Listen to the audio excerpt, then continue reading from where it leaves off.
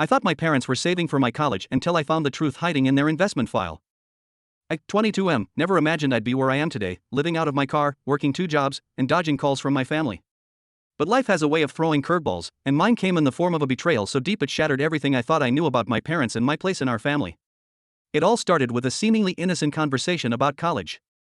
I'd just been accepted to my dream school, a prestigious university known for its engineering program. I was over the moon, already picturing myself in the dorms, making new friends, and diving into challenging coursework. But when I broached the subject of tuition with my parents, their reaction wasn't what I expected. "I'm sorry, son," my father said, his face a mask of regret. "But we just don't have the money for college right now. The economy's been tough, and with your brother's medical bills." He trailed off, leaving the sentence hanging in the air like a guillotine over my dreams. I was stunned. We'd never been wealthy, but I'd always assumed my parents had been saving for my education. Hadn't they always preached about the importance of higher learning? Hadn't they pushed me to excel in school, to aim for the best colleges?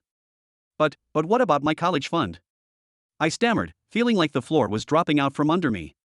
"I thought you guys had been saving since I was little." My mother's eyes darted away, unable to meet mine. "We had to use that money for emergencies, sweetie." "I'm so sorry." I nodded numbly, trying to process this information. My brother's medical bills.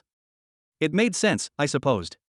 He'd been diagnosed with a chronic condition a few years back, and I knew treatment was expensive. But still, the disappointment was crushing. "Maybe you could take out loans," my father suggested half-heartedly. "Or start at community college and transfer later."